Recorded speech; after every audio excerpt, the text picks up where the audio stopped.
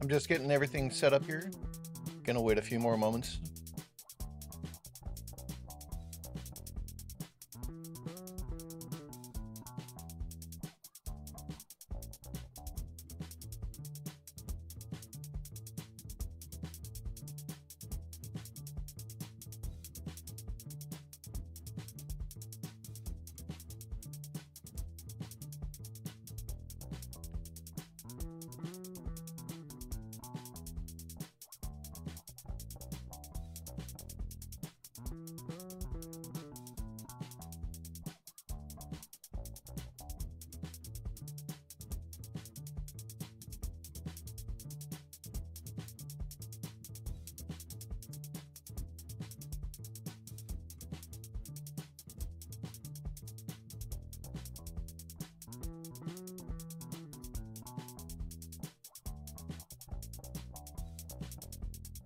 Welcome in, welcome in.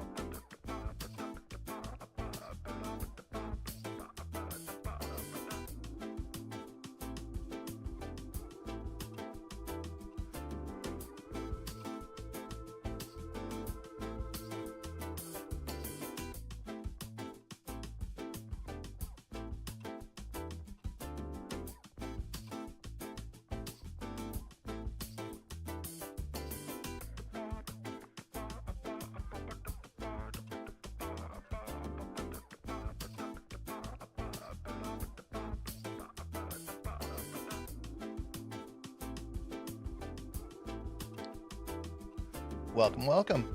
We're going to start here in a few minutes. I'm just doing some last minute preparations.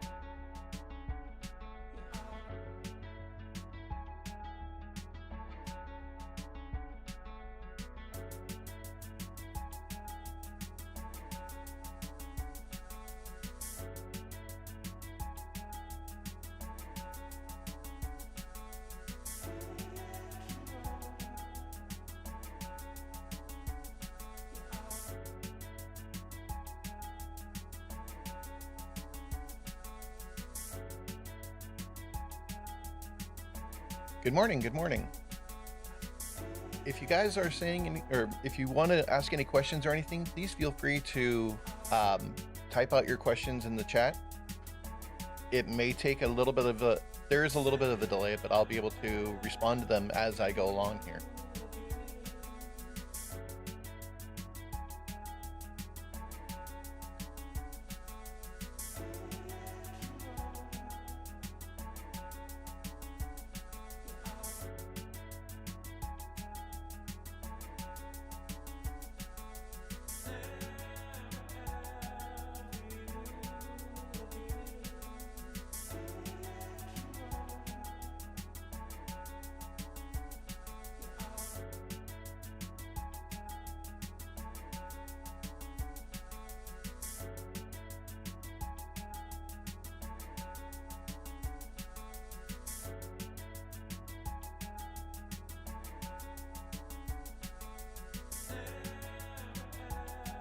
I'll give everyone a few more moments here.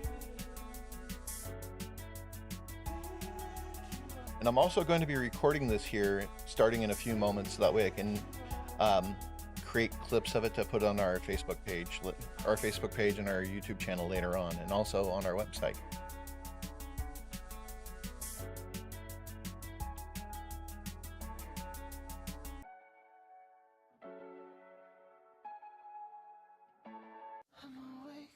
Dreaming, I feel the weight but I'm sinking.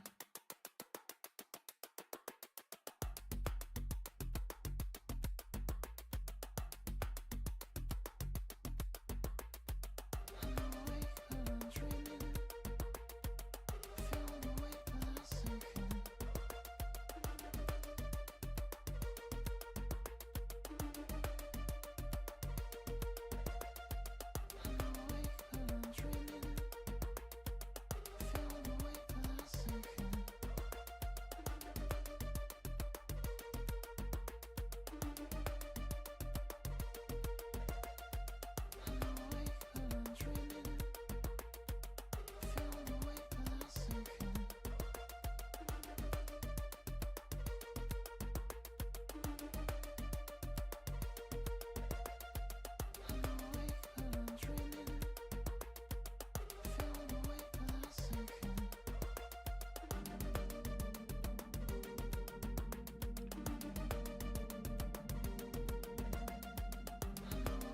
I'm going to start it in about 4 more minutes, give everyone some time to actually sign on. But good morning.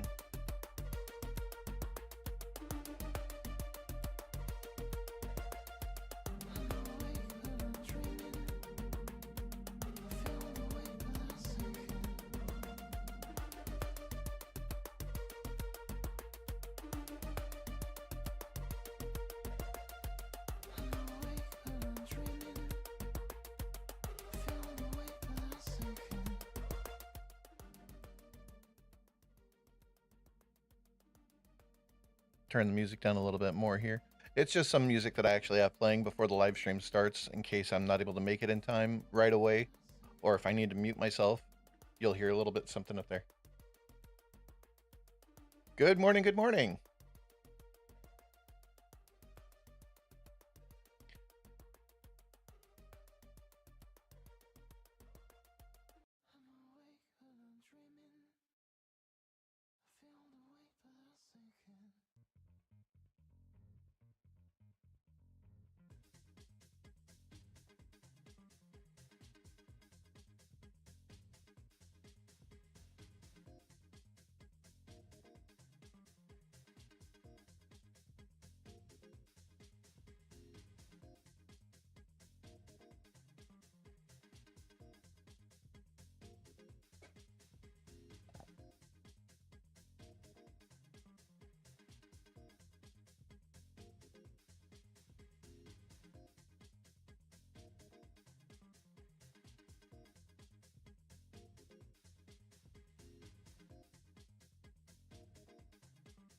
The joys of working from home. I'll be right back in just 1 moment. Then when I get back, I'll go ahead and start the stream. I apologize about the delay. 1 moment, please.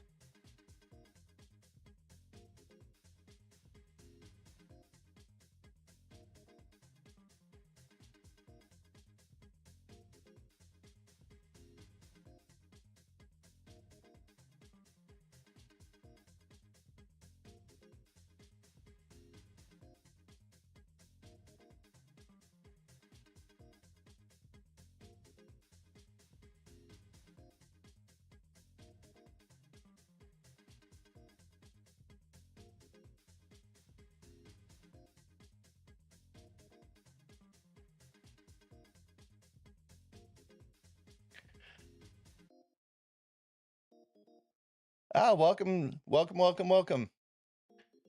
All right, I'm going to go ahead and start it up here.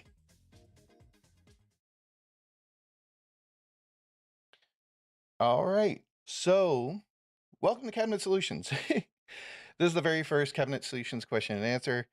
I apologize. I am a little bit nervous. I'm not used to live speaking like this. You're more familiar with me on the phones. My name is Jake. I'm from Cabinet Solutions, not from State Farm. Thank you very much. Please don't. Let's go ahead and I forgot to minimize this. All right. So the purpose of this today is what I'm going to be doing is doing a live stream showing you how to do some things in our software. I'm going to be showing you the way that I learned the software, which is I was given a kitchen magazine when I first started with Cabinet Solutions and said, you will have no measurements. Build it. Doesn't sound like it's that difficult, but when you don't know the software, you don't know how. So you have to actually come up with the different ways to actually do things because you don't know what can go where. So for the purpose of this, I've reset all of my settings to defaults, including the 3D, which I will be hopefully showing off as well. So this is when you first install the Cabinet Solutions software, this is the screen that you will see. It actually is a little mini wizard that we just put in this past update, which was in January of this year. It asks you, what do you start in, base frame or European? And do you start in inches, fractions, or do you start in decimal, feet and inches, metric, tens of million, or metric with tens of millimeters? For our software, or for the people that are familiar with our software, this is nothing really new. This is information that you already have dialed in here. So I'm going to start in face frame and we're going to get it up and going. So in the lower right hand corner of your screen, you actually see the kitchen that I'm going to be designing with you over this. If you do have any questions, please feel free to put them in the chat. I will answer them as I can. There is a delay of about maybe 5 or 6 seconds. Please keep that in mind. I apologize. I will answer them though. I'm not ignoring you. And also, I'm very not used to live streaming like this, but I'm more than happy to do this again in the future if everybody is interested. Speaking of which, on the next live stream that I decide to do, if you guys have any kitchens that you want me to take a look at or see if I can build something or if I can duplicate what you've already done just from a photograph or anything, please feel free to post them. That's a good challenge for everybody. So as we're taking a look at this kitchen, we have to break down different things in order to get more familiar with it. We need to first of all know the measurement of this wall, or at least the closest distance that we can, as well as this one. This one obviously will mirror this one, or at least should mirror this one. So this should not be too difficult. What we have to do is we do have to make some assumptions. This is going to be about 36 inches, which is normal range. So that gives us a little bit of a blind corner here is what I would imagine. And then over here, we're going to do a lazy Susan. This looks to be about maybe 12 to 18 inches. So let's take notes of these measurements. So that way I can have them written down.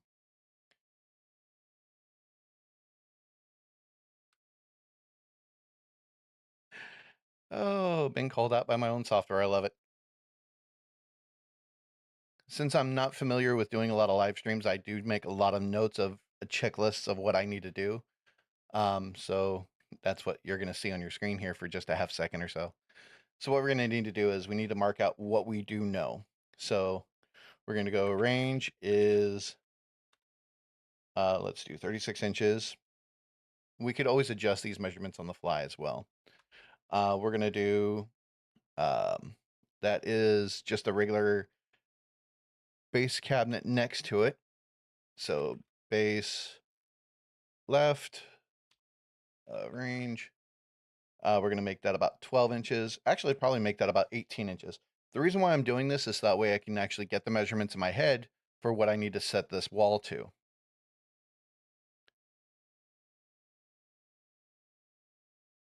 So from here, what we're going to do is also we need to factor in a 36 by 36 inch blind corner here, we can probably adjust that down a little bit more because of the fact that this is going to be 12 to 18 inches, 12 to 18 inches. So we're going to play with the walls a lot. When I first learned the software, I learned it a lot of guesswork. Good morning, Saskatchewan. I do see you up on my screen here. So also to the right of the range, this looks to be about maybe a 28 to 36 or 28 inch cabinet here, or maybe even a 30. We're going to mark that temporarily down as a 30. And that should help us fill out that blind or that blind corner wall there, or this first wall, actually this back wall back here. So we got that. Let's mark in that. We're just going to call this a Lazy Susan or LS. If I do talk too fast, or if you need me to go back and actually show you something of how I did it, I will be more than happy to do so. And that's going to be, actually, it's probably, instead of a 36 by 36, probably a 40 by 40. I always guess in these things just that way I could actually go back and adjust them later. So that first wall, we're going to go ahead and pop up, open our calculator here and type in the measurements that I put down tentatively. And again, the best thing about this is you can go back at any time and modify the information as needed. So we got 36 plus 18 plus 40 plus 30. So that wall is going to be about 124 inches long. So once we have our wall placed, then we can start placing out our cabinets as needed. This wall right here and right here are going to be the tricky ones because of the fact that I don't know these measurements at all. So I have to actually guess in order to make this look correct. So for now, what I'm going to do is let's go ahead and just add in those as the same size walls, 124 and again 124. So once I place my U-shaped kitchen, what I'm going to do is let's go ahead and add in our window here. That looks to be a 30. Actually, I think these by default are 24 by 24. And then that looks to be a double there. So I want to assume that's going to be probably about a 36. So for right now, let's go ahead and place in my angled corner upper, 24 by 24. Place. Let's do another upper here, 36. And the reason for that is that way I can have that nice clean double door opening. And then after that, I can add in my window. So 24 plus 36 plus 3 inch for the clearance. So starting my window 63 inches from that side there. So we go to edit wall, click on that. We're going to place a window, the height of it 32, the width of it 36.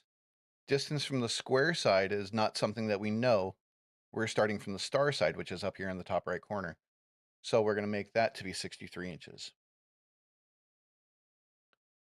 And now we have our window. So when I go to place my sink, it's going to center the sink in the window. And that is using a program or a feature in our software called Smart Placer. Smart Placer does 3 things. It does not allow the cabinet to go beyond the end of a wall or island. It does not allow your cabinets to overlap. And when you place a window or a sink below a window, it automatically centers that sink. So now I can actually go through and adjust my measurements as I need to make it work a little bit better. But since this is the first base cabinet that I'm placing, I don't really need to worry about that too much. Those are different features about our software. And we've done this in a way to make it easy for anybody to actually just pick up the software and just go. It makes it so much simpler. So in this corner here, the top right corner, I actually said that I was going to make that into an L corner, or not an L corner, but a blind corner cabinet or an extended end cabinet. So let's go ahead and place that feature in there. Now, extended end cabinets, They are different than normal cabinets, and you have to be very careful with them. First of all, you need to make sure that your overlays are correct when you go to place these cabinets. And the reason why is because the opening size here is depending upon the depth of the cabinet that goes up against it. One major thing that I'm noticing right away that I did not account for, or maybe I did, and I just wanted to show you that you can do it back and forth. These are Euro style cabinets, not face frame. I started the job in face frame. So with an easily by going up into our job standards here, I can click on European and then apply those job standards, and it redoes the cabinets to be that style of cabinet. Now, because this is European style and not face frame, my cabinets that I've already placed are already too tall. I can go back and resize them as needed. Euro style cabinets, I believe, are 42 inches tall, or actually 36. Just making sure here. Actually, they're 30 inches tall. So I'm going to go back and resize my cabinets down from 42 to 30 and replace. And see, if you do make any mistakes or any miscalculations in our software, you could easily go back and fix these to make them very simple. And you'll notice that I'm just placing the overall cabinets right away. I'm not actually changing any customizations on them or anything like that, because I want them to be made from the same job standards first, and then I can go back later and customize the individual ones as I need. So next we're going to do this cabinet right here. And that to me looks to be about a 30. So let's place my drawer bank. And then we can place in our range. Let's go slide in range. Now I know I've already messed this up settings wise. I can go back and fix them. Again, beautiful thing about our software. I can delete this wall and extend this wall as I need to. So basically you just need to pick a side of the room and start with it, and then continue on to the next side. And that's probably what you guys have learned over the years or have done in general. You start with a main side or a main corner and then work your way out of that. That's the best way I've learned how to do this. And again, when I first started with Cabinet Solutions, it was here's a kitchen from a magazine. You will have no measurements. Design it the best you can in our software.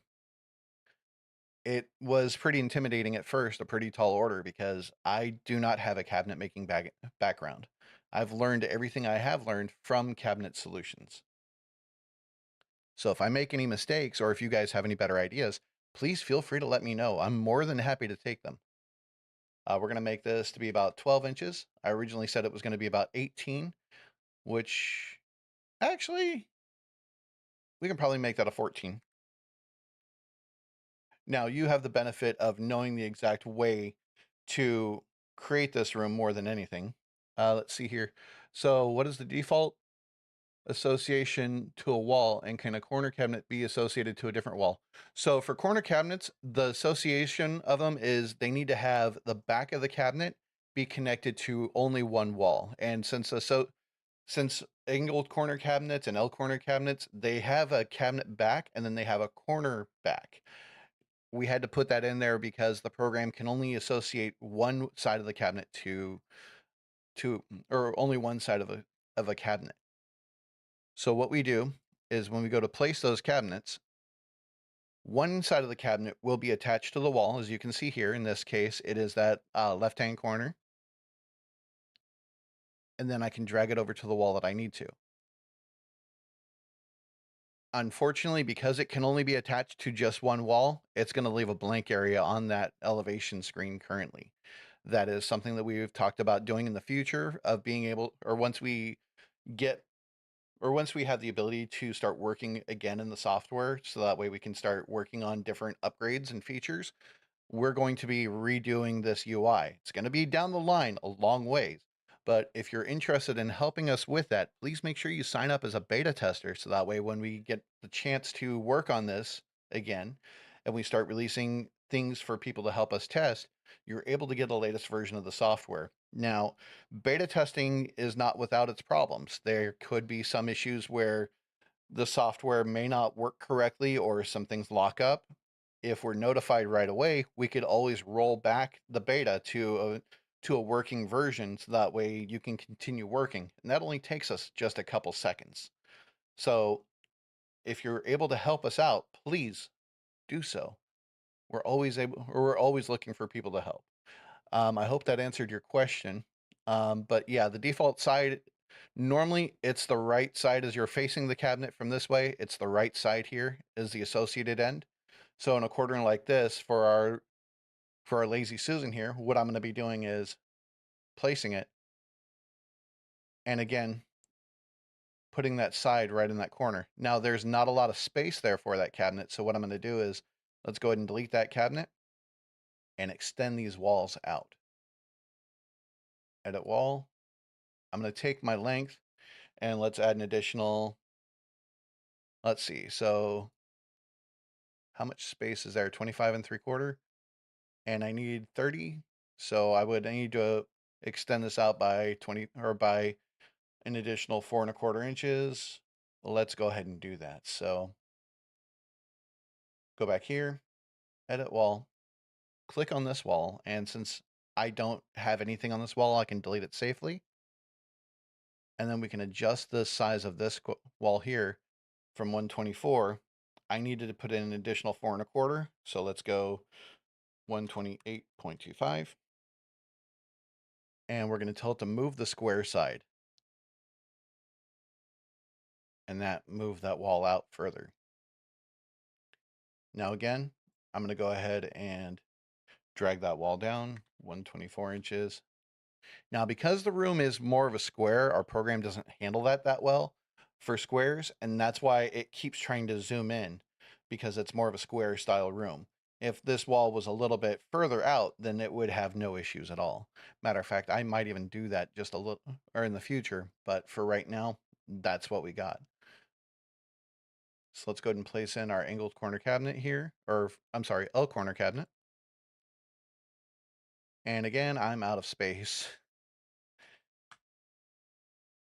So what I'm going to do is let's go ahead and extend this farther out. We can delete this wall. Redraw this wall. Let's make it, let's say 130, 134. And move square end. Now again, our program doesn't handle the, because it is still more of a square than anything. And that's what the issue is. That is something that is on the list eventually that we're going to be able to look into and try to figure out why it's doing it. Because we know why it's doing it. We're trying to figure out how to get it to do it better, or how to actually fix that. And there's the exact space that I needed. So now that we have that there, we can go ahead and place in that other base cabinet right here, or drawer bank. And let's make that, looks to be about 26. And then we have our refrigerator. And our refrigerator looks to be a little bit wider than 36 inches. That looks to be about a 42, maybe even a 48. Now again, I'm just guessing at these sizes. Please bear with me. And this wall here could actually be a little bit longer from 124. Let's make that into about a 150. Because this wall actually goes off into the distance. Now, as you can see, I made a mistake. I actually rushed a little bit too far and it moved the wrong end of my wall. So what I do is I go back, I change the length of my wall back, I leave it to move the star end so that way it moves it back into place. And then I can go back and tell it, again, the 150, but move the square end. And that should still leave these cabinets associated to this wall. And just in case, I'll delete this cabinet and replace it so that way it knows that that's an actual corner. If that did not work, then what I can do is just redraw that wall. It's no problem, but it does associate that as an actual corner. So we're good. And now I can finish it off by placing in my full height pantry here. Now my full height pantry is going to go the entire height of the wall, which I kind of don't want it to do. I need it to actually stop at the height of the other cabinets. So before I do that, let's go ahead and place in a cabinet above my Let's go to my reefer upper, make that to be 42 inches to match that cabinet or that refrigerator, and place that right above it. And now I can actually go and look at the height of that and see that I do have some space there that I'll need to adjust for. And also my refrigerator, the height of that needs to be adjusted up. That's probably 70 inches. And since there's not enough room, I could always adjust the height of this. When I adjust the height of that, let's make it 14 inches. Okay, your dovetail drawer boxes. That's actually something that you would be able to do in your CNC software. And I'll show you that here as soon as I'm done laying out this simple kitchen. It shouldn't take me too long. So let's see here. I'm going to go ahead and cancel out, which deletes that cabinet. Let's replace that.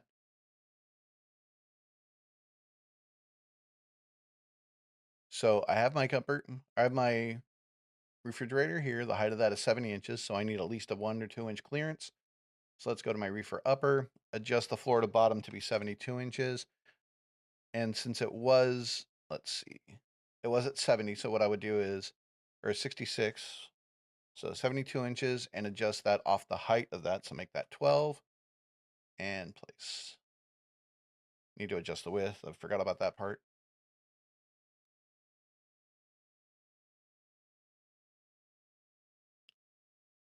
And let's go ahead and do my pantry here. So what I need is I need the actual distance from here to here. So 37.5 plus 34.5. Math skills are not my forte right now. 37.5 plus 4.5. So 72. Place in my full height pantry here, 72 inches tall. Not wide.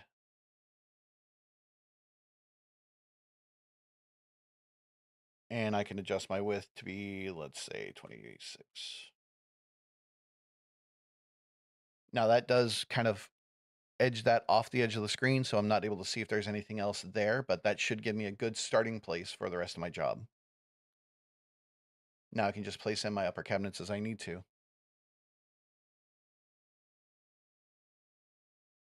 So before I do that, let's go ahead and actually tackle that question about the CNC portion of the actual software. The CNC software is included with everybody's cabinet solutions now. You have the cabinet solutions version, or you have the cabinet solution CNC, whether you use that functionality or not. So in our software, once you have a job created, just go to Tools, CNC Workshop, and that opens up the CNC Workshop. Now, this is something that I actually do have a couple videos online for how to modify the information or modify this for CNC. Again, if you don't have a CNC machine, you don't need to worry about this. I'm assuming you have a CNC machine? Basically, what you would do is in the software itself for Cabinet Solutions, you go to your standards. If you go to drawer boxes, you need to set your drawer box joints to dovetail. Not half blind, but just dovetail. Because what that does is that sets it up for our CNC workshop to actually give the correct information for the dovetail work or for those dovetail drawers. It gives the correct spacing, or not spacing, but it gives the program the information that it needs in order to create the spacing when it sends the information over to your CNC software for nesting. In here, you would just go to option or go to tools, then go to options and go to dovetails. You can tell it to enable dovetailing for doors and for drawers and rollouts. And then this feature actually requires another tool that's specifically designed for it, or our software is specifically designed for this software or for this tool. It's the Vortex Flat Table Dovetail Drawer System kit number 7600. It's an indexable bit that you can get from Vortex Tooling, which that means is it's a bit that the blades on it are actually indexable. You're able to unscrew them with an Allen wrench and then place in new bits to actually sharpen them. This way you have you can keep the same shank. You just need to buy the blade inserts whenever you're ready. Once you would do that, you would set in there the dovetail tool, the tail cut tool, and the clearing tool. What a clearing tool is it's the tool that goes to the outside of your drawer box and creates a little channel because your dovetail drawer bits are not a millwork bit, or they're not designed for milling. So it needs an actual channel to be cut in front of or next to the drawer box sides and front and back if that's what you have set up for. So that way it creates that channel or slot for the dovetail drawer kit or drawer bit to actually go into to cut your tails and also to cut your tails. So it would actually drop in here, create a channel, and then your bit would actually go into that channel because again, it's not designed for being driven straight into the material, and it would go through and actually cut the bits or cut the actual tails out as needed. The way that our program calculates it is it always gives the first dovetail and then the end dovetail and then evenly spaces out the inner dovetails. And this way you're able to create your dovetail drawers at any height. They don't have to be done at specific intervals to work. And again, that's only if you have the CNC software. If you don't have the CNC software, just by setting up dovetails in our software itself, we'll give you the correct part sizes for when you cut those parts out for your individual dovetail machine.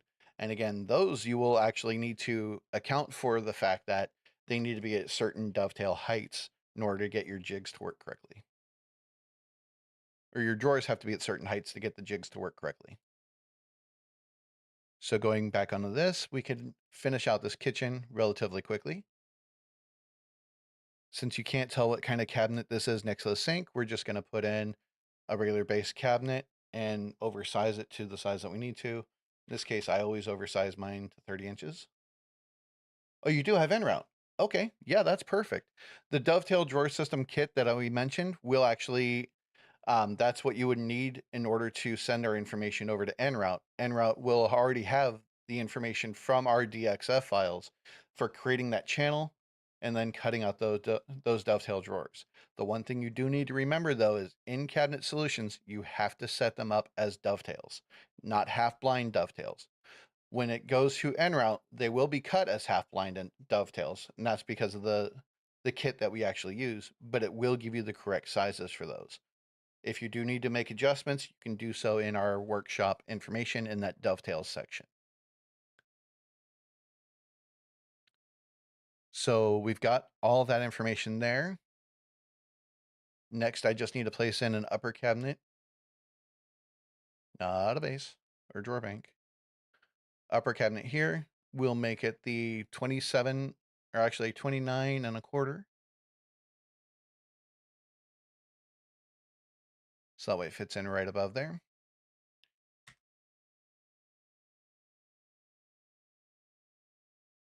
And also one thing to keep in mind in the future, Cabinet Solutions is going to be coming out with something very soon to where you won't need another software to do nesting your G-code creation.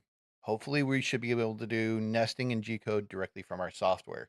That is a project that we're currently working on. We do not have an ETA on it just yet. But that is something that we're going to be doing hopefully very soon. I'll let you know as soon as I get more information, basically.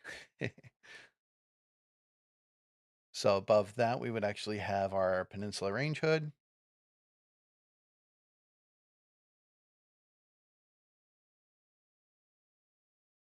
And I can adjust the distance from the floor to bottom up about, I want to say that's about 60 inches. And the height of that is going to be squished down a little bit. That looks to be about 18. And the width of that is the 30 and a quarter.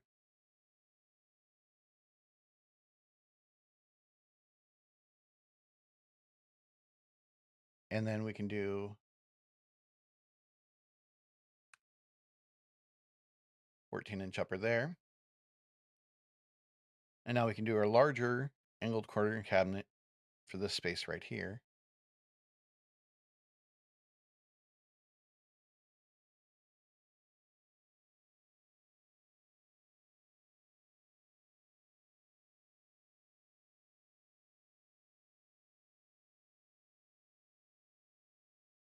Now I know this is something that I have grossly miscalculated everything on.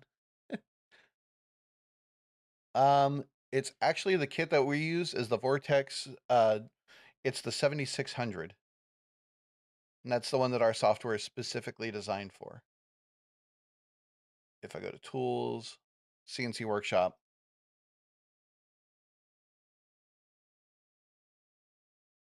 under Dovetails, it's a 7600 is actually what it's designed for.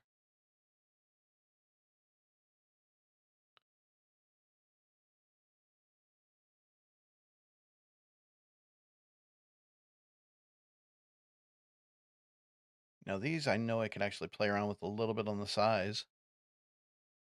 Let's actually knock that back down to the 24 by 24.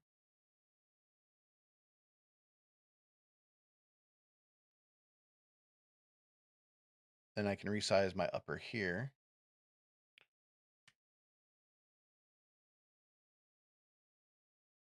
And then this one here, I'm just going to put a single upper that goes the entire distance.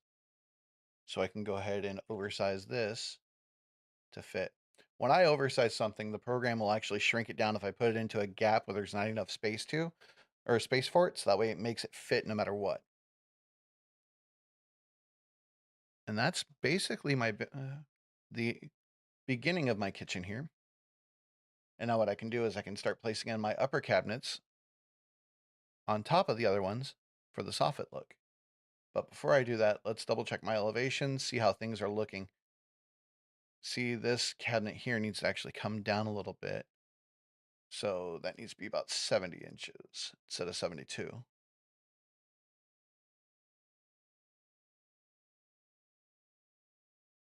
There we go.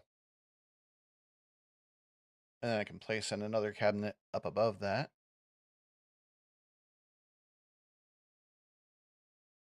.26, adjust the distance from the floor to bottom, 70, so that way it sits right on top of that. Yes, I need to adjust the height of that down a little bit too. We're gonna make that to be, width is 26. And the height of that, I'm gonna need to extend my wall heights, which is very simple to do. So we're gonna make that about 14 inches tall. And that looks to be about perfect there.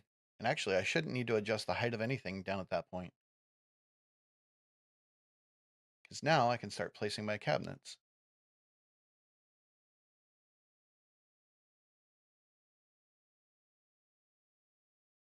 So let's go ahead and start placing my, let's make that deeper. Obviously here, depth is going to be, I think that other one's a 14.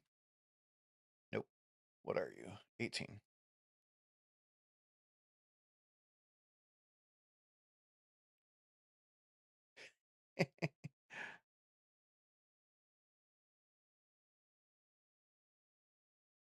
I just did not adjust it. Oh, I did adjust the depth of that correctly. Okay. So we got that in there. And I do keep checking the actual chat for any questions after I place a cabinet. And also one thing that I need to get in the habit of, you should get into it too, saving your job often. We call this live stream job 1. And let's take a look at this room as we see it here. So what I'm going to do quickly is let's take a look in our 3D before I start placing in my soffit cabinets.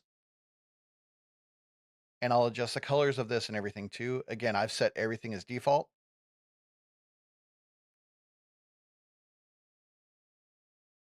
We are trying to actually come out with maybe not CAD CAM, but we are actually trying to come out with stuff that's more along the lines of going to be basically from cabinet solutions to machine. The reason why is because our software was never designed for CAD.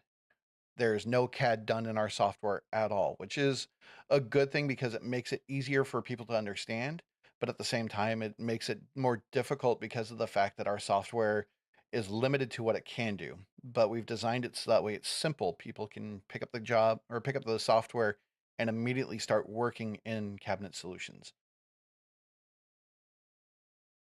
Let's see. We're going to move that back here. What's the depth of my refrigerator? 32 minus about 4. So we're going to set the depth of that to be 30 or 28 rather. And again, math is not my forte this early in the morning. I apologize. Now, by doing that, I know that it's going to be a little bit deeper in my full height pantry. So I need my full height pantry actually. Come on. Oh.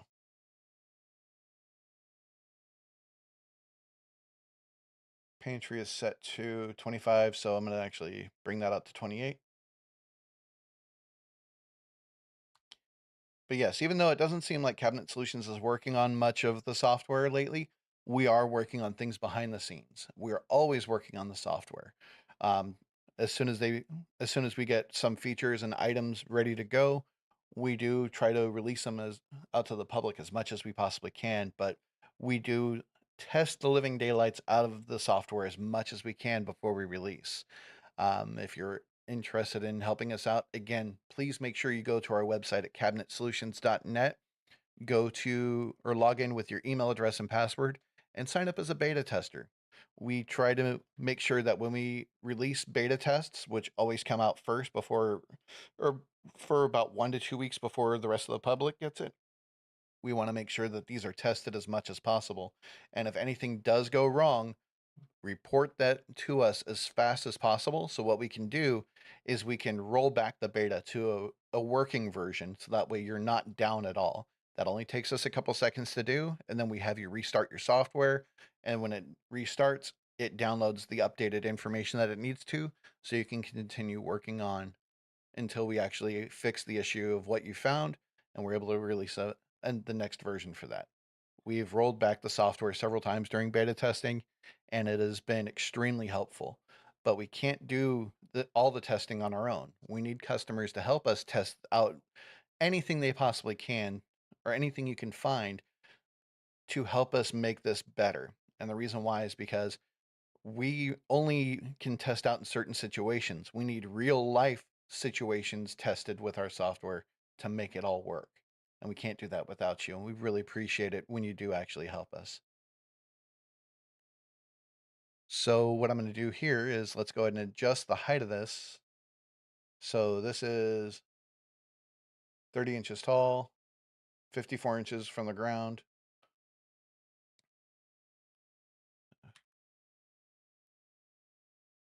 Uh, 84, so I can do 12-inch cabinets above it.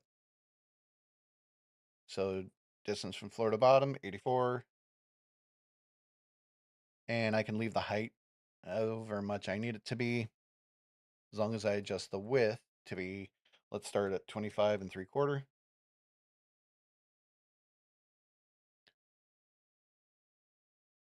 It'll shrink it down as it needs to place that cabinet. Let's go to that wall. Now I know the cabinet's off-centered, but we're going to go ahead and center it up here.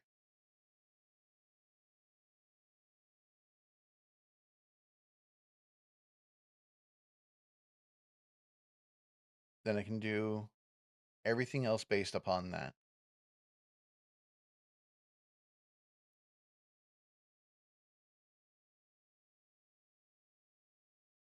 Yeah, that's not going to fit. Okay. The reason why is because I forgot to adjust the bottom or the floor to bottom on that.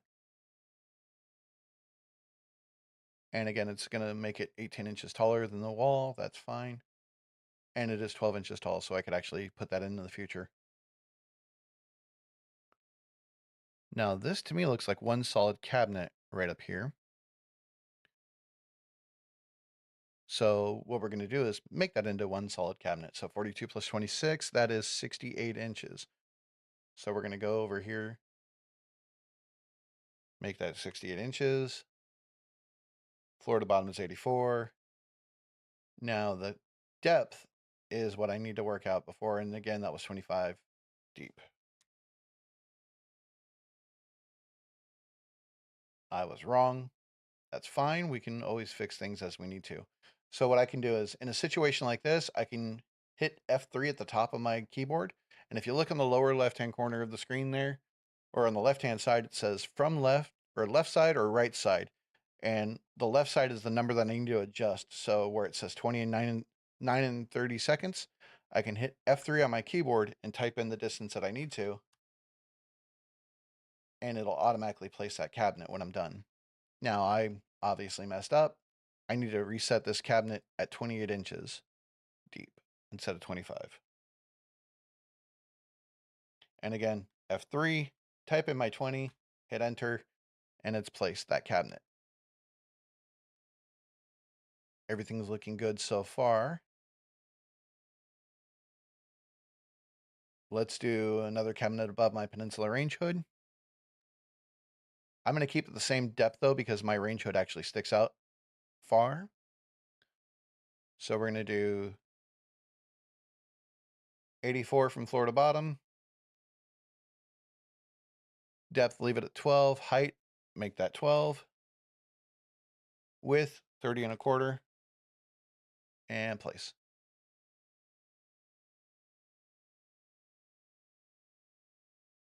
And to make this even faster, what I can do is click on the cabinet. Actually, before I do that, let's place in my angle corner cabinet here. So what I'm going to do is, instead of rebuilding this cabinet constantly, I can click on it, smart copy, place, drag it into place where I need to, and that made an exact copy of that cabinet down to any standards that I may have changed on it, which in this case, I've not changed these at all. These are all job standards still. And now I can just do that with any cabinet that I've already copied or created and place them as I need to. In this case, we're going to oversize the width of this from 25. Let's make it something like 40. And again, Smart Placer will not allow the cabinet to go into a spot that it will not fit. Makes it easy. Copy. And aha, I did not have enough space for that. Because I copied the bottom cabinet, not the top one. So we're going to adjust the distance from the floor to bottom, 84 inches. Height of that to be 12. Width is going to be 36, actually 27. And I can adjust the width of that to be even further. So in this case, let's make that the 40, so that way it fills in the gap as needed. And it's also going to go over my window a little bit, so I need to adjust that back down there. So I need to do some basic math here. Adjust my width down to about 36. There we go. And obviously there's cabinets off here to the side. I'm going to ignore those for now. And now what I'm going to do is let's go ahead and adjust our cabinets as need to start filling out the rest of the job. Now that I've made the basic layout of the kitchen, I can go back through and adjust things as I need to. I can go back and adjust my cabinets very easily. So this is the range wall here. So I need to go click on this cabinet here, openings, rollouts, click on the opening and change I go to adjust for opening number 1 and change my back here, my panel, from a raised panel to glass. And I can do that on any cabinets that I need to. The cabinet above it, also glass.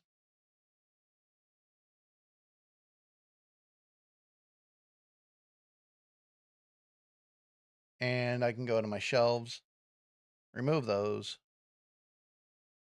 If I go too fast, or if you need me to go back and re-explain something, please feel free to put it in the comments.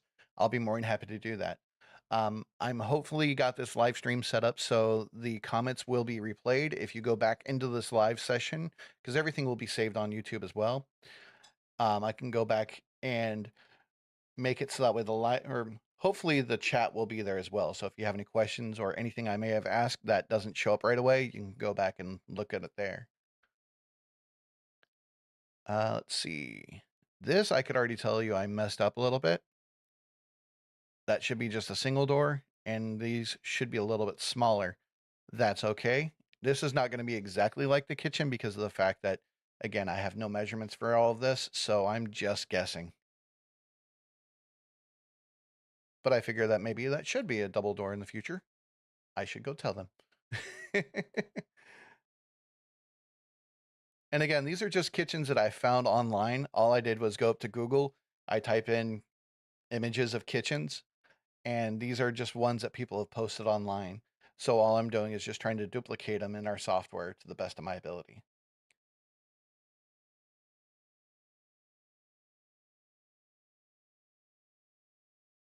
Now, this is a pretty simple kitchen. This is something that you've seen several times. It's nothing really special, nothing that I can show you that's going to be any different than what you've seen on a day-to-day basis. So the next kitchen that I actually have that I'm going to try to duplicate actually is a little bit different. Let's give you an example of what that's going to look like. This is the kitchen I'm going to try to duplicate to where it actually has the island with cabinets on all sides. It's got the sink in the middle of the island. This is a little bit more complex and something that honestly I have a lot of fun doing these because this actually gives me a chance to use some tips and tricks that are in our software.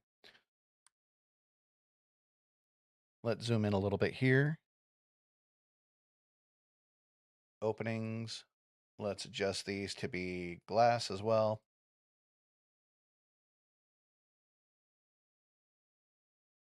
That's my upper cabinets pretty well sorted.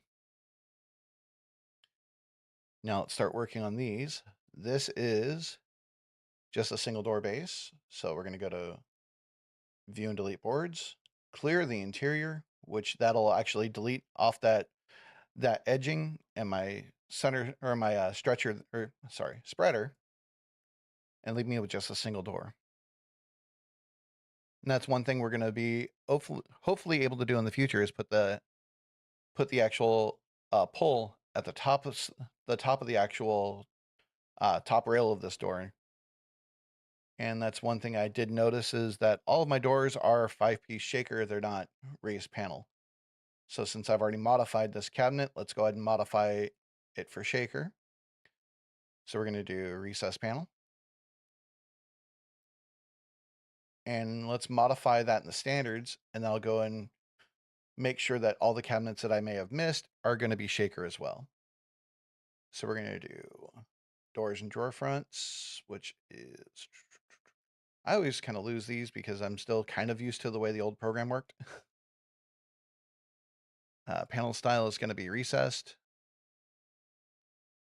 And I should do that for my upper cabinets too.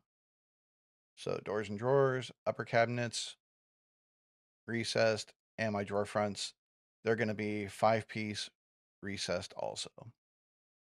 Now for those, I may need to adjust my rails here, and I will probably do that, but I can get away with it by adjusting the height of the actual drawers too, because these are kind of strange. So it looks like we've got a standard 4 or 5-inch opening here.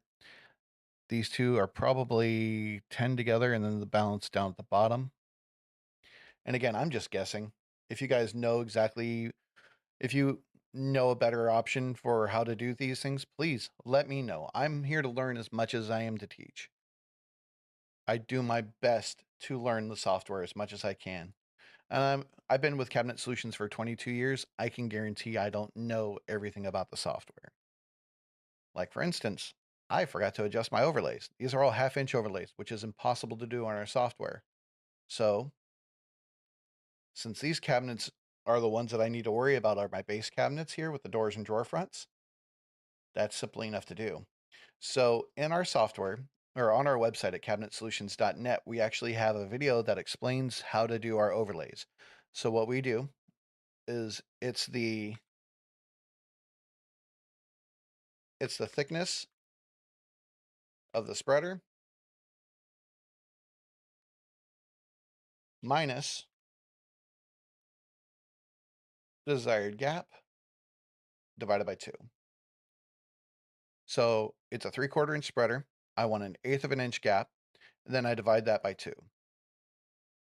So 3/4 minus an 1/8 inch spreader, which is 0.125, equals divided by 2.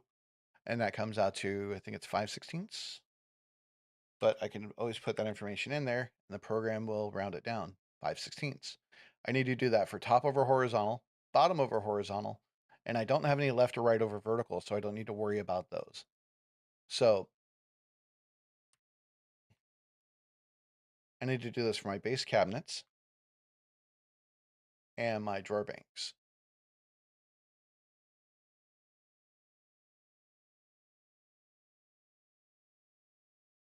And that adjusted everything that I need it to be. Now I can go through and actually modify the over left and over right most, but I'm going to leave it as is for right now. And let's make sure that this, I can adjust it down here. Let's do that bottom opening. So openings and rollouts. This bottom opening here, let's make that to be a 10-inch and height. And since it's the bottommost opening, I need to tell it to move the top opening. That's at 5/16, so I could actually make that, or 5 and 11/64 rather. Let's make that 5 inches. And again, move the top side. Adjust this down to be 5 inches. And again, move the top side. And the rest that can be balanced out there. Make that a larger opening. So what I did, actually, the way that our software works is when you modify openings and rollouts, actually, let's see, I should have moved the top side. That was my mistake. So since when you adjust the openings through openings and rollouts, you pick a side, either top side or bottom side. Um, the question is if the upper doors on the very top open towards the ceiling, can hinges be placed on the top? Not at this point. That is something that we're going to be doing in the future. But no, I did actually see that, and I do understand what you're saying. You're saying so that way you could open them up vertically instead of side by side. That is something that we've talked about doing in the future. That's going to have to be done in our designer software first before it'll be something reflected into our CNC side. The reason for that is because our CNC workshop doesn't change any of the information here. It only takes in the information that's on our designer first and then displays it. So yes, that is a good question. That is something that eventually we are looking into doing, is placing either the hinges on the top of the cabinet or top of the opening or on the bottom of the opening for cabinets like flip downs. So that is something that we've talked about. And that is something I'm going to make sure that is in our discussions in the future with my boss. So that way we can try to accommodate this and we make a list of the items that people are requesting. So 5 inches there, 5 inches, move the top side, not bottom. And this one has the balance. That looks a little bit better. Although for some reason it keeps resizing these. 5 inches, move top. 5 inches, move top. Oh, I know why. Because this cabinet or this opening here for some reason is being stubborn. Let's go ahead and remove that by deleting the edge banding in front of it. Let's make our own spreaders. There. And now we can adjust these to however they need to be. So since we have everything we have everything more customized, I can actually adjust these as I need to. Let's make this one 7 inches. Move the bottom side. Start off with number 2, 5 inches. Move bottom since I started at the top. C Cabinet Solutions can make mistakes as well. For some reason, that was just irritating me. I apologize. Kind of OCD when it comes to stuff like this. But yes, we do try to make it so that way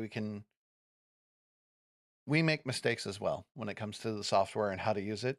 So what we do is we fix it the best way we can, and the best way that I know how to do it is just clear everything and build it myself. So go over here. Again, we're going to set that to glass.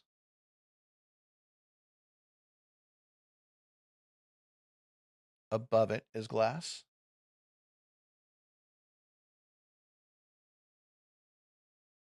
Just glass.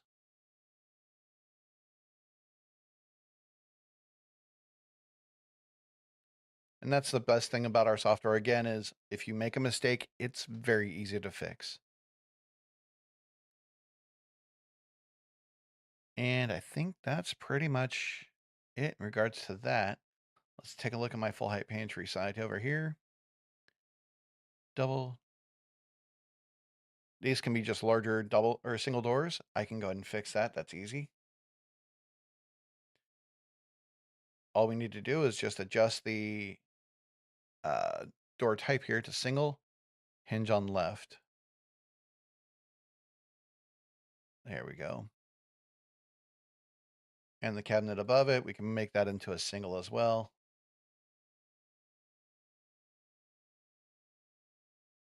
And that's this kitchen pretty much done. I know there's probably some more little touches that I can put on there. Let's go ahead and take a look at the 3D and start adjusting the colors. Now, the 3D is where a lot of people have some hesitations and some issues with the actual software. Oop, I made one in glass that I shouldn't have. Let's fix that really quick. And again, this is stuff that's really easy for us to fix. Openings, rollouts, adjust, change that panel style back to recessed.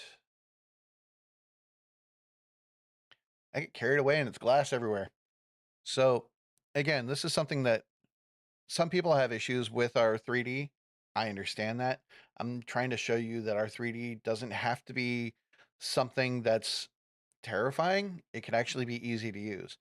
The only thing you want to keep in mind though, that our 3D is designed for computers that actually have a graphics card. That kind of limits it because you do need something a bit more powerful than just bottom of the line computer, or just something that you see, or just a laptop that has barely enough information on it to run Windows. You can still use our software for that. But obviously the better the image quality that you want to get for your customers, you're going to need something that can push that out to your screen, to your pictures.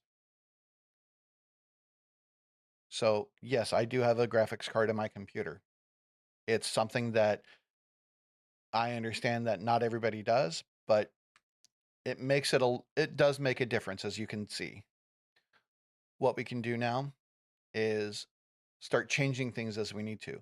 This has a gas range, and it looks to be stainless steel.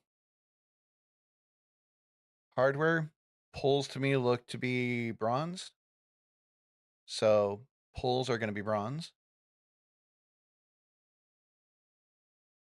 Materials, we don't have a lot of materials that are available, or a lot of different material types, or every material species. So what we have to do is we actually need to make it look something closer to it.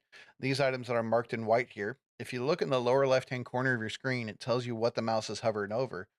And I'll try to move it around so that way it's a little bit more legible. It's red oak. It's a recessed panel. It's on the upper cabinet, and in this case, it's cabinet number 15 on wall number 1. So what I need to do is I need to go to my materials here where it says materials and standards, go to red oak, because that's what my material is. And then I need to tell the program, what does my red oak look like? I do have a red oak on here, and I can adjust it from there. That looks to be kind of it, but it also looks to be a little bit more faded. So I can adjust my doors to be a little bit more faded if I want to. I can make them a little darker, which that looks to be a little bit too dark, maybe about 25%. Actually, no, that was about it, 50%.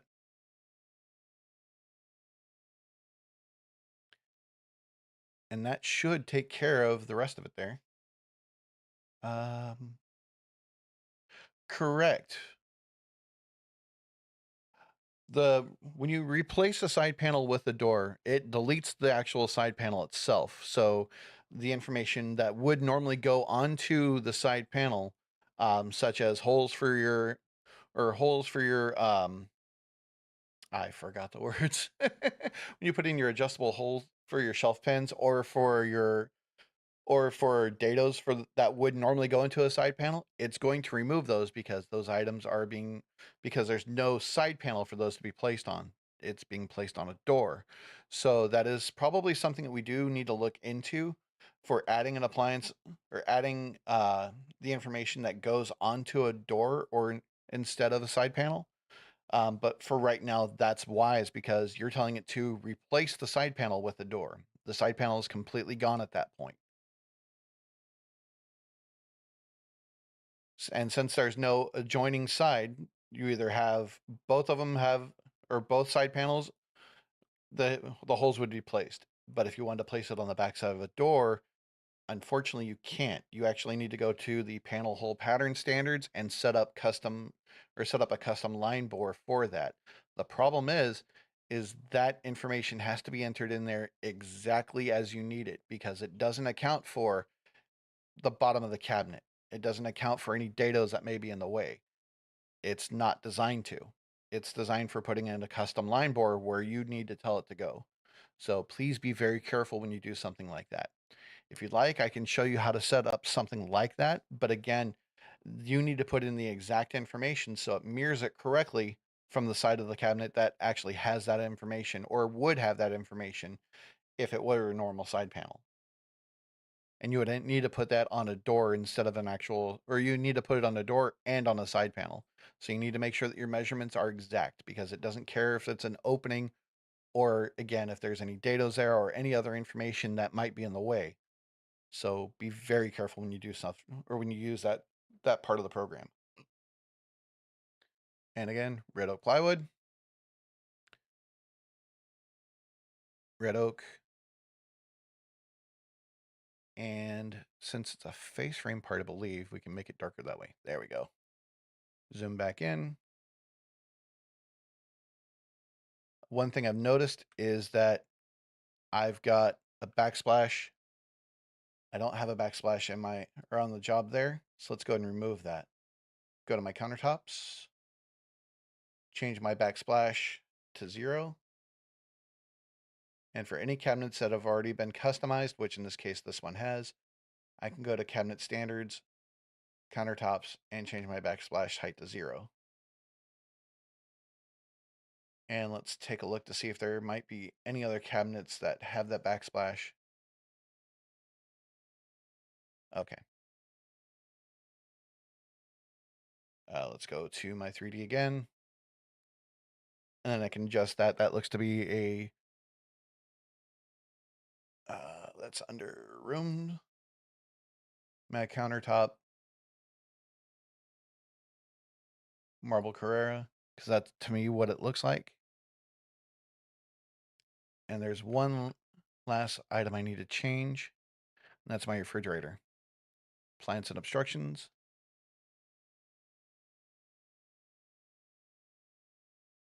Let's see, I guess you wouldn't have to remove the end panel, just change the material for it to the one-piece material at your doors and door fronts.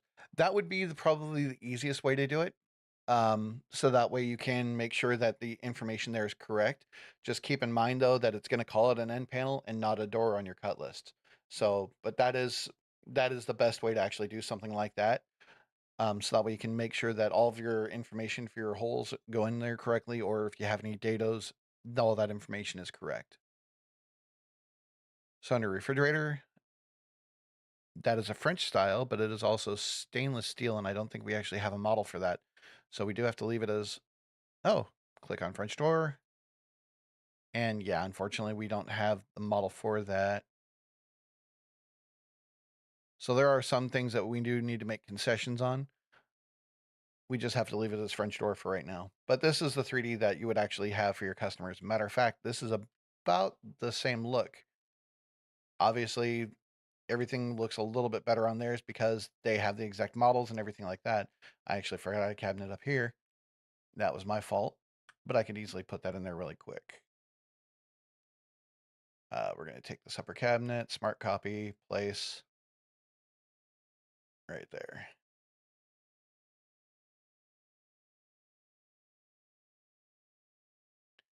And then I just need to adjust the width of that.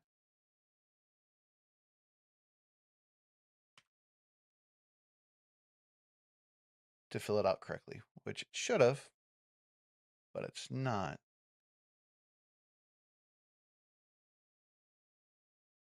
Hmm.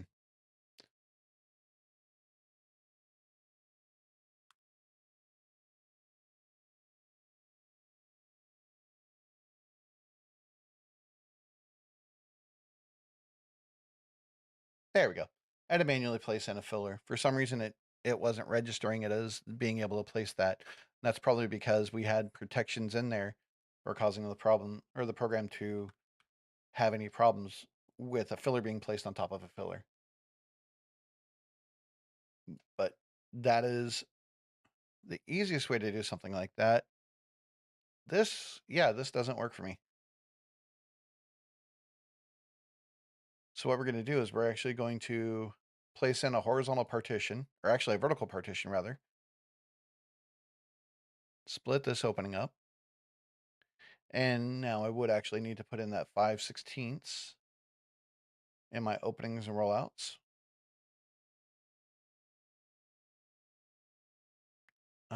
Let's go. Leftover vertical, 5/16. And right over vertical, 5/16.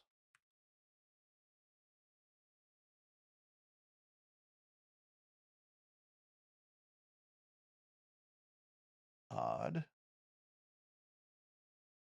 Ow. So what we're going to do is we're going to clear this, clear the interior, go back into my openings and rollouts because I only put it on one side and not the other. That was my mistake. 5/16, 5/16, perfect. And now I can place in my vertical partition, and there it is. And then I can go and recenter or resize those openings. This opening size here is 40.5. I can go back up here, change this opening to 40.5. You can export, let's see, export all of your doors and drawer faces to nRoute. You can, but they need to all be slab currently. We don't actually have the, we don't send over doors and drawer fronts or 5 pieces to nRoute currently. That is something that we've talked about in the future is maybe putting in some kind of a door program, but that is on the list and it's going to be something that's going to be available. I want to say it's something that we are working on to be available sometime in the future. I don't have any kind of an idea of when. It's going to be something that we are working on though.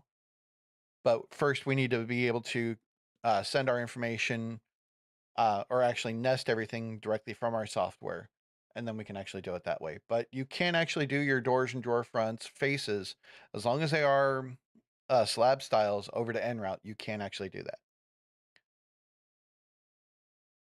And then let's see, that's the 40.5. That one's going to be hinged on right. Actually, that one's going to be a double door.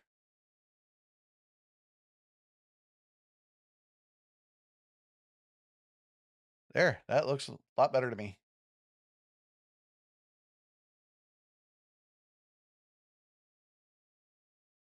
And again, this is going to show just a single door refrigerator. And the reason why is because that information is going to be changed by the model in the 3D.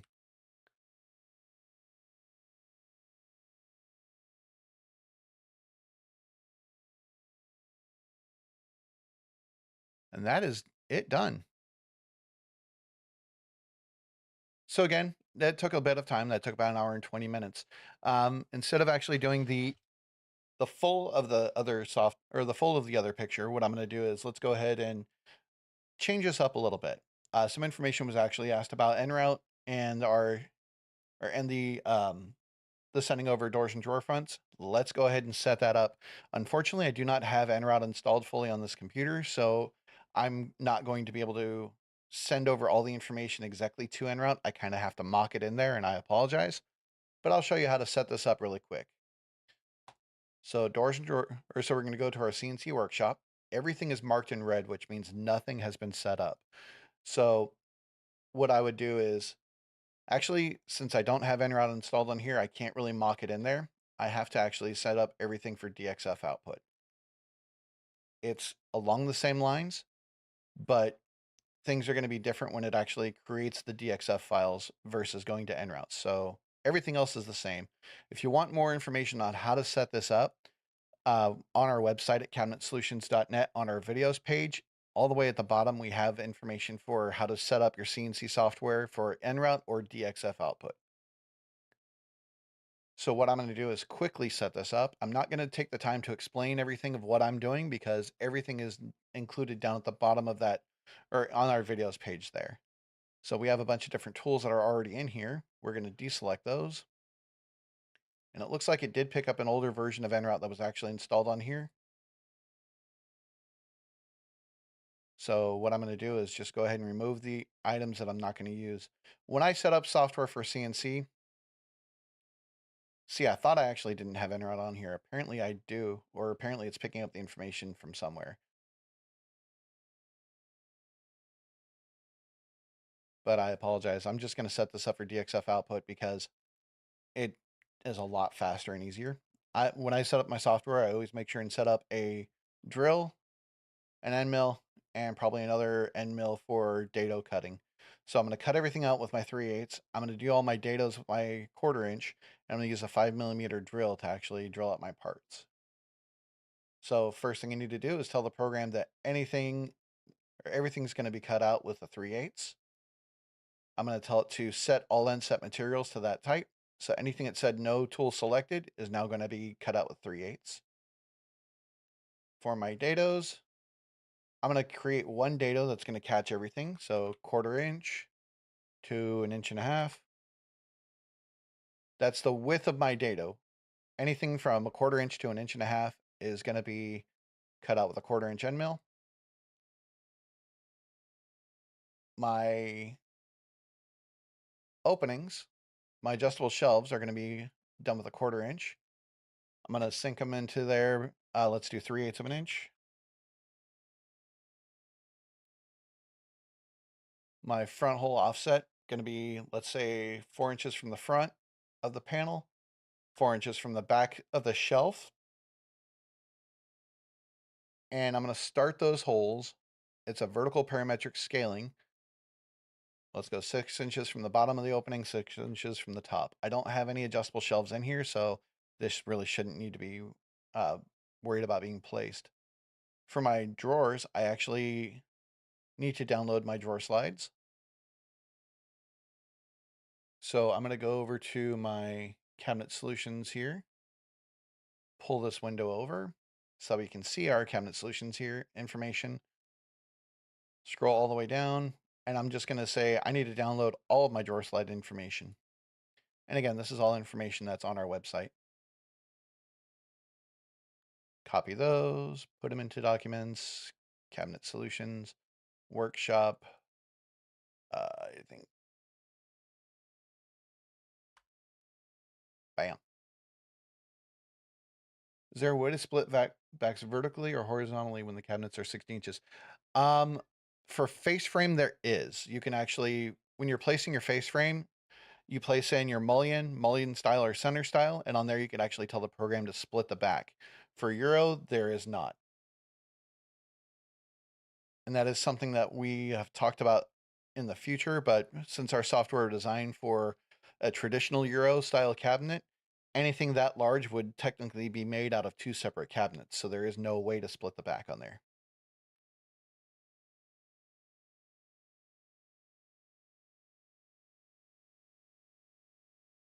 All right, so we got that information in there. So back into my CNC software here, I can go to load in my drawer slides. It's drawer hole patterns is the actual name of the file, not drawer slides.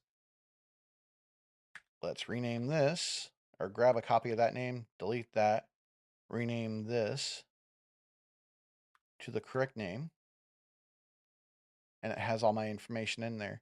I'm going to use the Bloom 230 430, and I'm going to set it for my 22 to 24 inch drawer hole patterns. The only thing I need to do is just tell the program which tool it is that I drill those holes into my side panels for. Now, keep in mind when you actually do drawer slides in our software, they're not designed to put the holes on the drawer box itself. This is designed for putting the holes on for the slides onto the side panels. Under door hinges, I'm not going to include I can include my door hinge hole information. Only thing I need to do is just tell it which tool to use to cut out those door hinge holes. In this case, I'm going to use my 5mm. And this is more for if you're building Euro style cabinets. And the reason why is because this puts the holes for your door hinges on the side panels themselves. Let's take a look at one of my cabinets here. Upper cabinet, let's do my left panel. There's my hinge holes. Everything is there. Now we just need to tell the program our feed rates and speed rates. Now, the way that our software works is it's designed to put in your design, you're able to change the feed rate and speed rate per bit per material. Since I'm creating this for DXF output, none of this information really matters at this point in time, so I can just put in the default information, which is 400 inches a minute, 45 inches a minute plunge, and then number of passes. Again, this is what you would set up if you're sending the information out to en route. You would actually need to set this up for your machine information. How fast you push this bit through this material. What is your plunge rate? How many number of passes do you expect to make on it? Do you ramp in? Do you ramp out? For your ramps, what is your overlap? So that way you remove that ramp on that final pass. Do you onion skin? You would set all that information up in here. But like I said, I'm doing this all for DXF output, so none of that information really pertains at this point in time. Not automatically, no. Or the question is there a way to split the back if they're wider than, let's say, 48 inches? Unfortunately, not automatically. You have to manually do that. And again, that's only in face frame because when our software was created, it was created for traditional Euro. For boxes that wide, they would just do another box. That is probably something that we would add in the future, but that's going to be way down the line once we start getting to more of redesigning the actual uh, what's known as the GUI or graphical user interface of the actual designer portion of Cabinet Solutions. So now that I've got all that done, everything is now being able to selected so I could create DXF files of this information if I wanted to. I'm not going to set any of that up because that can get really complicated and the information that it needs to or that it needs is depending on what your machine can actually read. So that's how you would set up something like this. And again, I didn't really touch on the workshop too much. I apologize. If you wanted to, on our website at cabinetsolutions.net, if you go to videos, scroll all the way down to the bottom here, and under CNC Workshop, we have how to set up the CNC software for your machine or for en route.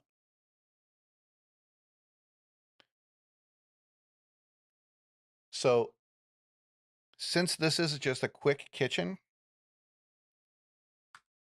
or it was a quick kitchen, I spent a lot of time making a lot of changes to things. You can design a kitchen in our software very simple. It also helps if you have all the measurements. Unfortunately, I don't have the measurements for these kitchens, so stuff like this is stuff I really have to guess at. I have to eyeball everything. But even eyeballing it, you're able to build this in our software relatively fast. I'm going to go ahead and save my job here. If I open up a new job, it's asking me if I want to keep the standards the same. Let's tell it yes, because again, this is a Euro style kitchen. Do you want to edit the standards? Tell it no. All I'm going to be doing is I'm going to be laying out the island in this kitchen because that is the one item here that I think you would benefit the most from this kitchen. The rest of it you've already seen me just create. It's not that difficult. The island here looks to be pretty difficult here. So what I'm looking at is this is 24 deep. It's got 4 cabinets here, so about 48 in or not 48, 84 inches long, 24 deep.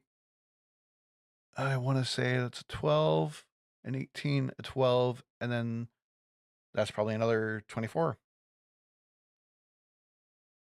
So let's lay out the overall size of this here. So 24 deep, that's about a 36 and looks to be a single and another 36. So 36 plus 36 plus, let's make that an 18. This is a really large kitchen. So about a 90. And we're gonna make it an island, which is 0 inches tall. I'm just making the outline of this first, so that way I can go back and modify things as I need to. Actually, if we're doing it accurately, I drew that up, or I need to draw this up because that's the direction I was looking at. So 90 inches, again, make wall and island.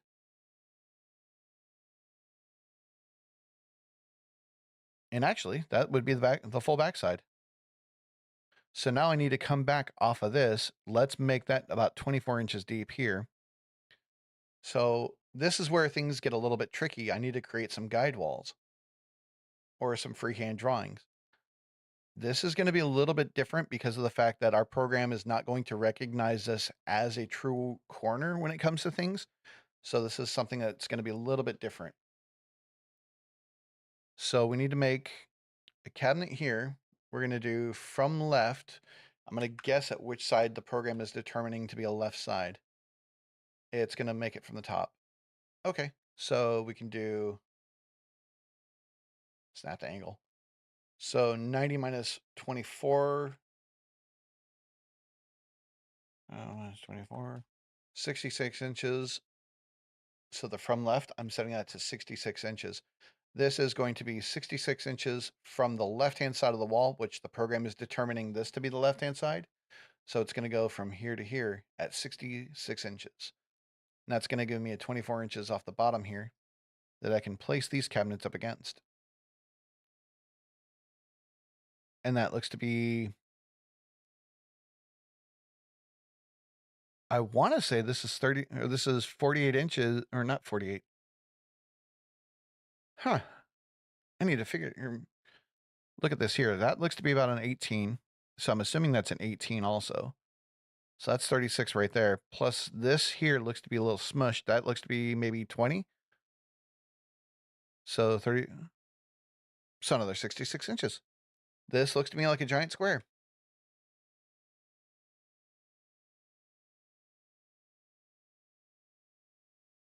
But that leaves a little bit coming off of here for this side here. So I'm going to need to make this come all the way back. So let's do from the left. This one I can actually guess at.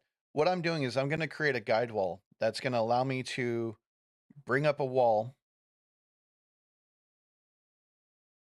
so I know where to start this at. Actually, I don't even need a guide wall for that. On our website also, we have information for how to do what I was thinking about doing for guide walls. That would be under beginners, how to create guide walls. What I'm doing is I'm actually going to be, I'm looking at this and trying to figure out what sizes do I need to make and where do I want to put the walls, because the cabinets have to butt into those walls. And that's one on the other side. So basically I just need to draw this wall here. It's going to come down 24 inches. And then I need to resize this wall to go all the way back. So then after I make that 24 inches, I make it 90 and I tell it to move the star end and place it back up. And that's how you would actually do something like that.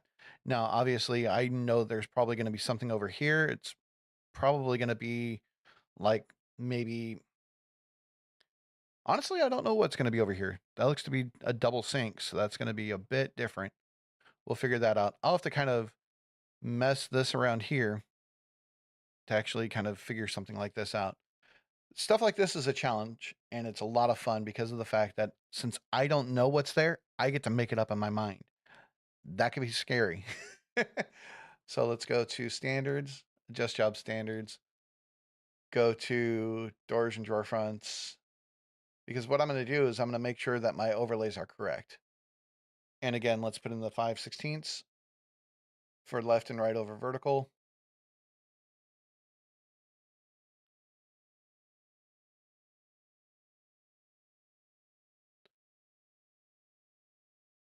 And probably do over left. Well, no, that one's going to be a bit more because in order for that to actually match up all the way around, I need to factor in the fact that there's 2 or 1.5 inches minus 1/8 of an inch divided by 2. Let's figure that out. 1.5 minus 0.125 divide that by 2. So that's what, 5/8? 6875? No. 0.6875. That is 11/16. Unfortunately, I cannot do that math in my head very easily. And since I'm only worrying about doing this for my door or for my base cabinet and my drawer fronts, this is easy information I can just transfer over. I don't need to worry about upper cabinets because I'm not building that portion of the kitchen. I'm doing just the island for this. Over leftmost is 11/16. And over rightmost is 11/16. Now, the reason why I'm doing this is so that way everything kind of looks looks the same when it goes all the way across after I lay out the kitchen. And again, I know that this is something you have been doing for many, many years in your field. This is something that I'm not very familiar with, so I'm guessing for the life of me over here. So if I do anything wrong or that I can do better, please help me because I'm always wanting to learn. I'm going to adjust my initial values here for my cabinet or for my windows and doors and change my door or end of wall clearance to 0. So that way I can place these cabinets all the way to the end of my wall. And we're going to go ahead and place in cabinet here, 36. I can smart copy this over, put it on the correct side of the wall. So let's smart copy again, place. I didn't have to delete that. I just did by mistake. And then a regular base cabinet. And then this one's going to be probably copied over to this side, smart copy. But it looks to me like the depth of that's only about 14 inches. But that can't be because of those sinks. So there's a little trickery in there. For now, I'm just going to make it at 24 inches deep. And again, I could always go back and place those as needed. And then that looks like a double sink. So we're going to do 2 sink bases. Let's make that to be 18 inches instead of 36 wide.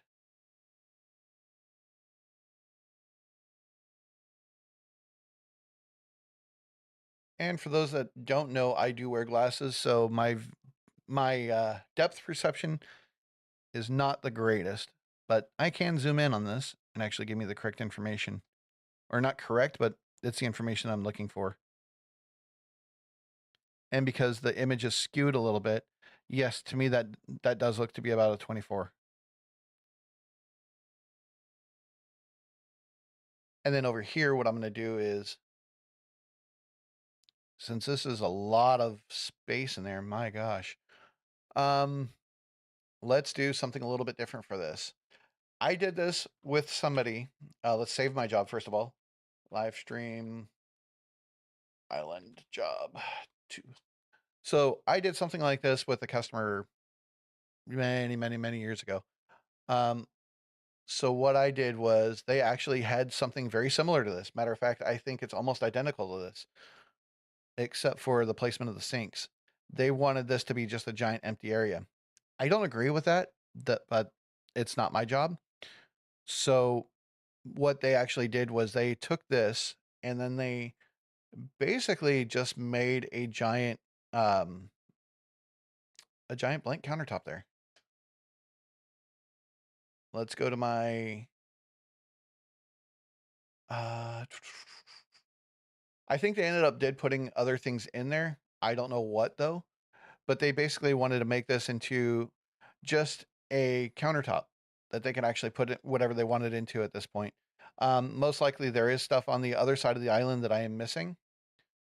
I'm just going to leave those as blank. We're just going to make this extremely large. And we're going to play with the sizes of them. So obviously I know that this is going to be 66 inches in width. The depth of this is going to be a little bit different here. So it's 24. Well, good thing is each one of these squares is 12 by 12, so that gives me the measurements that I need to. So we're going to do... Oh, I forgot to even place cabinets on this side. I am awake, I promise.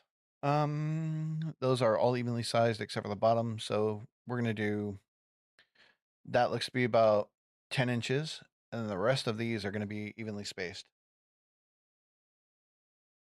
And again, that was 18.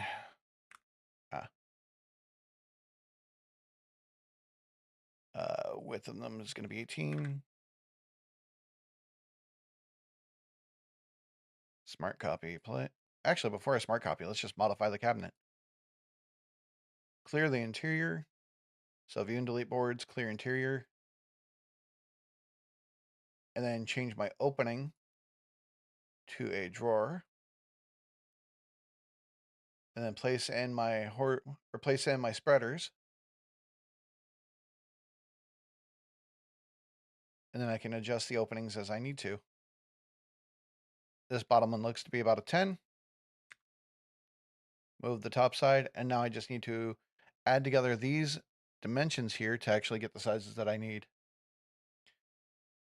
Now, since I'm not very good at measuring fractions off the top of my head,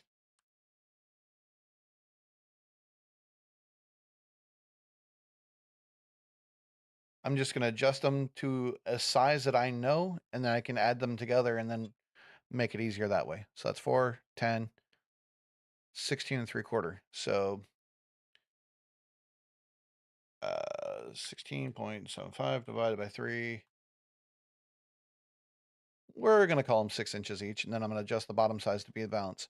So starting from the top, 6, move the bottom side, 6, move the bottom side, and move the bottom side. And now the bottom is 8 3/4, and the rest of them are correctly spaced all the way up. And again, they're probably not, but this is what I'm seeing it as. And now that I have that there, I can go back and smart copy, make an exact copy of that, place it, and then place in my pullout.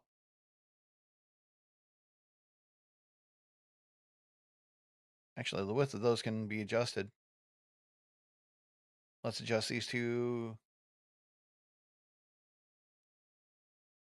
be 20.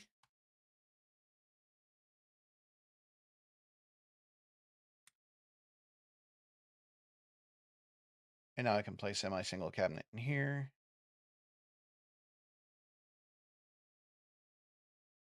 Yeah, let's oversize it. Let's do 60. And the program will shrink that down to what it needs to be. So now that I know that, I can adjust this up here. So we need 24, 48, 36. So 48 plus 36, that's, I'm awake. 48 plus 36, 84. Adjust my spacing. My depth of that is going to be 84 instead of 24. And again, it looks really weird. Actually, drop that back down by 24 inches. So we're going to do 60. Ah, man.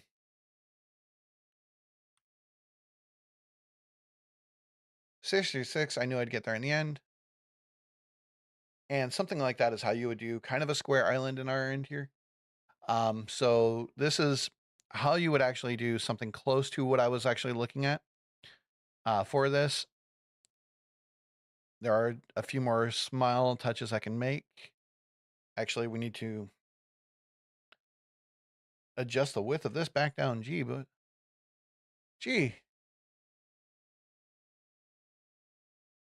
And again, this is this isn't something that I guessed at, and I guessed way wrong. I can adjust this back down here by a lot and actually refit everything. Let's go ahead and do that actually. So since this is built, we already know the dimensions of it. We can just delete that. There's no problem at all with that. So let's just delete these.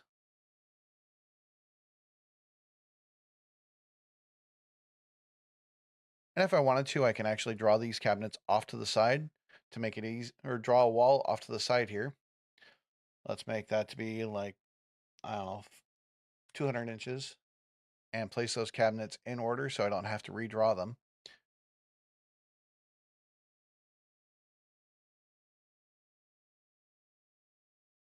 My space-based cabinet, I'm not really worried about, so I can delete that. And what I'm going to do is this 66-inch wall, I'm actually going to drop it down. Let's make that into about a 56-inch wall. Edit wall. And again, this is something that I'm just guessing at. I'm just having fun with this.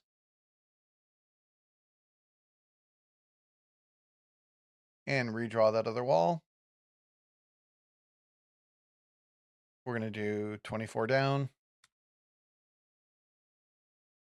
And then edit the wall and resize it back up to 66 inches.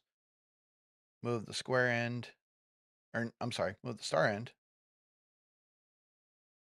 Ah, that was actually 90 inches.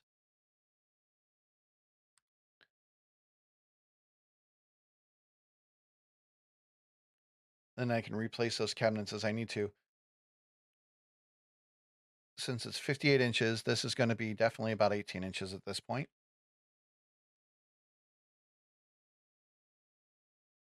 That still looks a little, that's probably going to be about 24 then. I'm just, again, guessing. And let's see here, that looks to be 17 per side. Yep, 17, 17.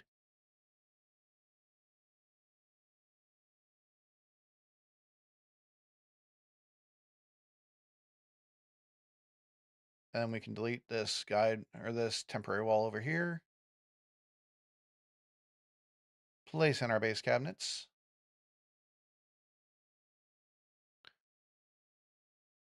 Smart copy that one, place it down here.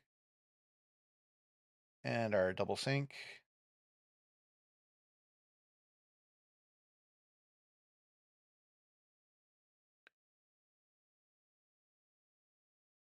Doors and drawer fronts. These are slabs for my bases and also my drawers. Slabs are vertical, drawers are going to be, I think they're vertical as well. Our program doesn't do grain matching, so that's something we're going to have to eyeball then.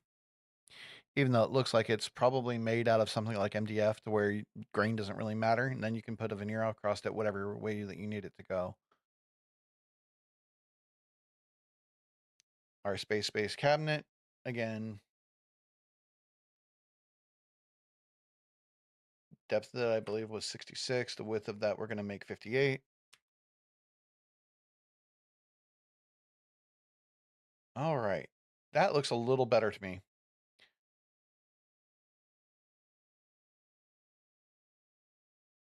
Oh, because I customized this cabinet. So yeah.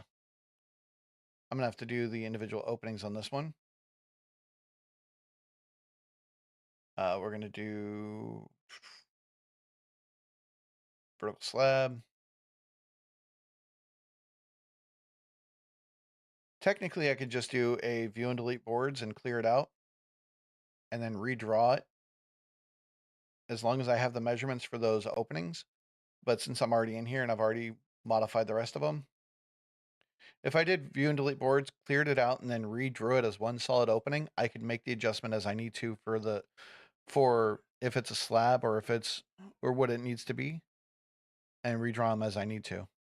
Matter of fact, that would have been easier because I could change those to pulls or knobs instead of pulls, but that's okay. I'll leave it as it is for right now. And that matches up there. This is going to be a single cabinet or a single opening. So view and delete boards, clear the interior. And since I don't have a pull that goes across the top, what I'm going to do, I could fake it.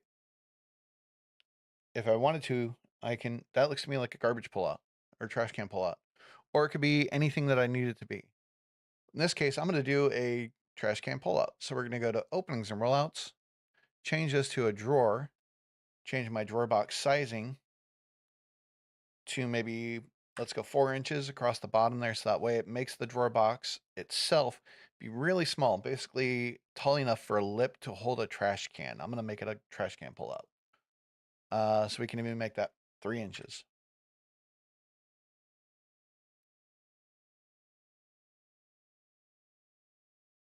That's gonna put the pole in the center of the door, though. Unfortunately, I can't move it up. Yeah. That's something to bring up to the programmer, his ability to change the placement for that. And that's going to be something, again, that we're going to be able to do in the future, hopefully. But for right now, center pole is going to be good. Matter of fact, that's going to throw me off. Let's go ahead and make that open. Or not open, but no pull. Knobs and pulls. Change the hardware to none. And that's how you would do something like this. Now, because this is a darker kitchen, let's add in some walls in the background here. I'm going to just fake them in there. I'm not going to place any cabinets on them, but I just want something to kind of bounce the light off of. Actually, we can just leave them like that. Let's go and take a look at my 3D. My 3D is going to already be set up for the old information, which actually that looks pretty good right there. I'm telling it to use the environmental colors so that way it can darken things up a little bit.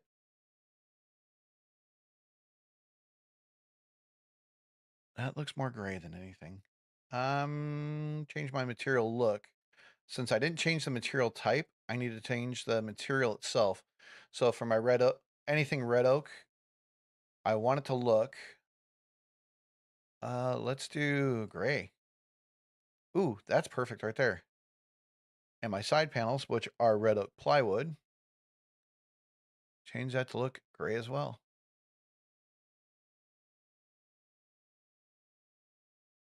And for my finished ends, because that's what I'm looking at, I want those to look 50% darker to match everything else. Now I can do a little bit lighter on that, 25% for both.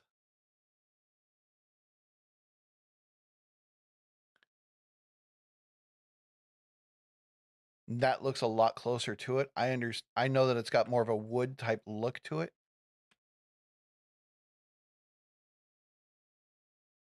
And unfortunately, I don't have a way to actually do something closer to that. But that's essentially how you would do something along or more along those lines. You can go through and play with them for the walls. If you had walls, you can adjust the colors of them a little bit. More of a concrete style for the countertop there. And yeah, I misjudged a lot. I could actually shrink it down even further to make those look a lot better.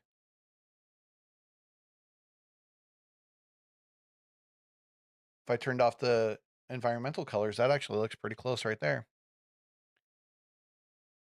All right, and that's how you would do something simple like that. Unfortunately, I didn't get to do the rest of the kitchen like I wanted to for this, to actually place in the cabinets that I wanted to, because that would have been great to actually do. I wanted to focus more on this island as well. And that's just some simple things that you can do in our software to make it something simple, something fast.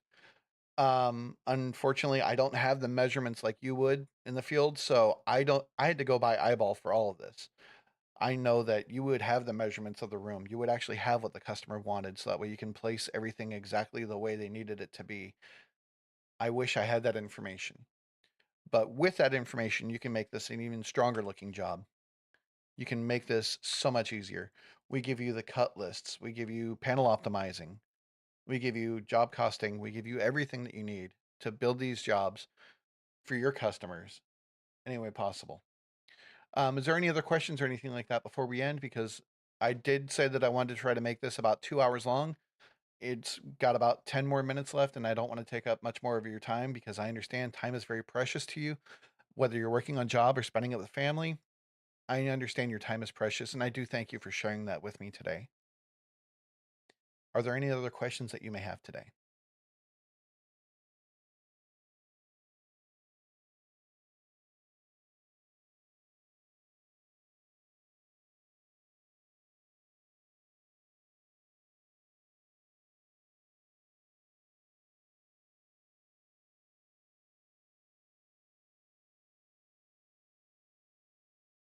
Are you interested in more things like this in the future?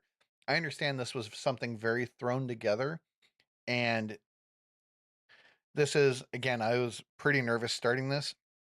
This is not something that I normally would do.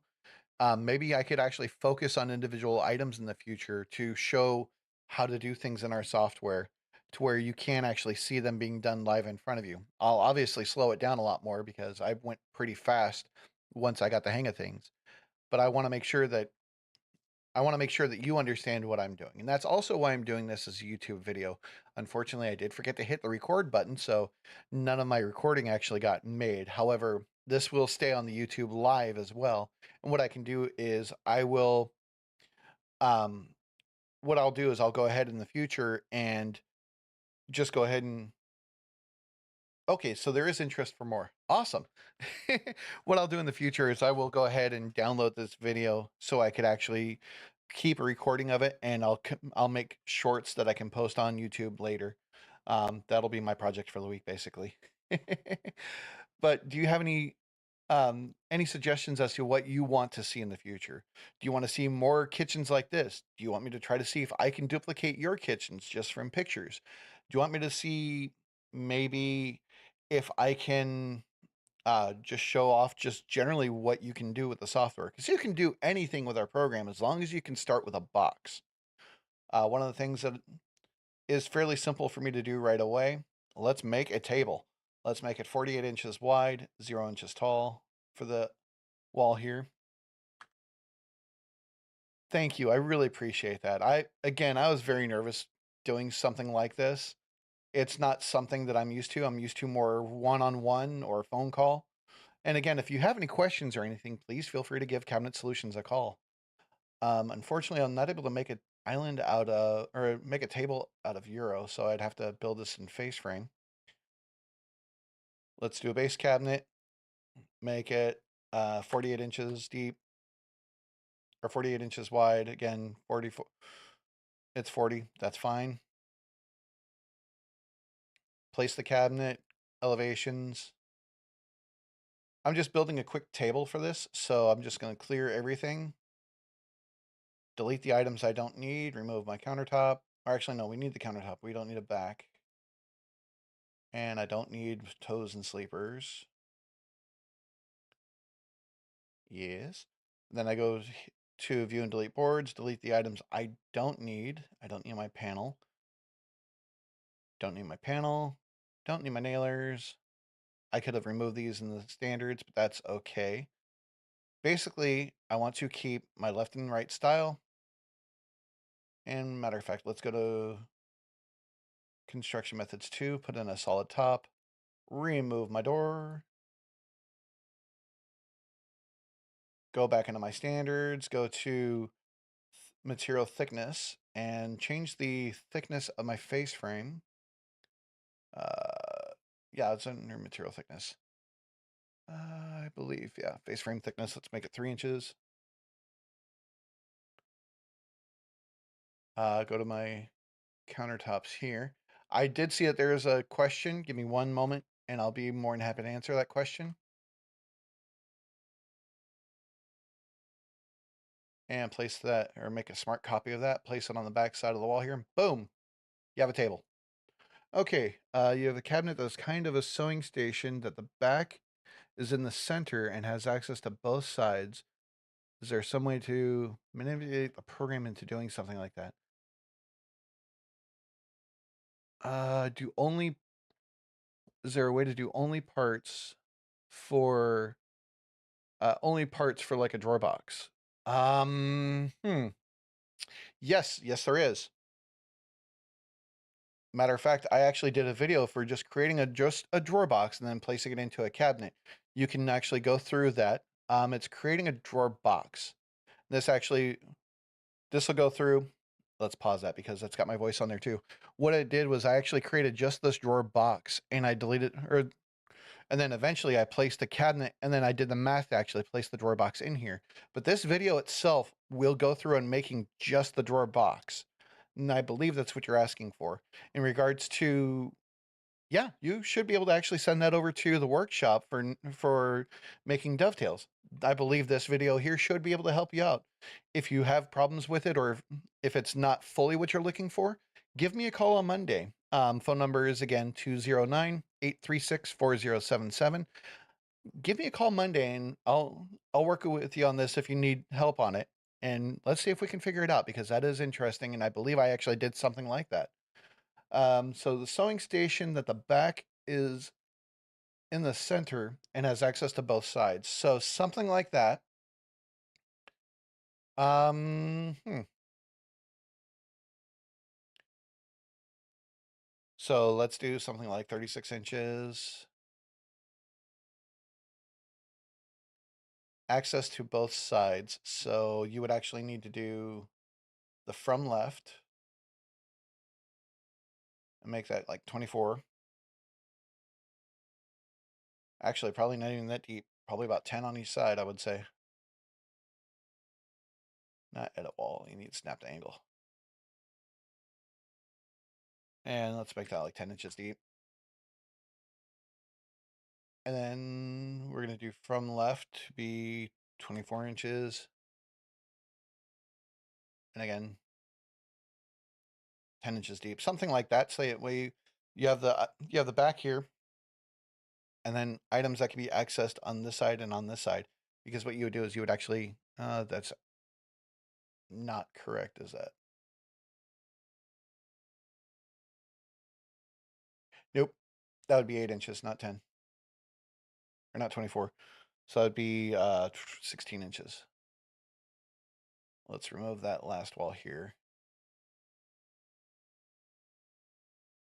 Snap to angle. And again, from left 16. No, that is way off. So that'd be 30.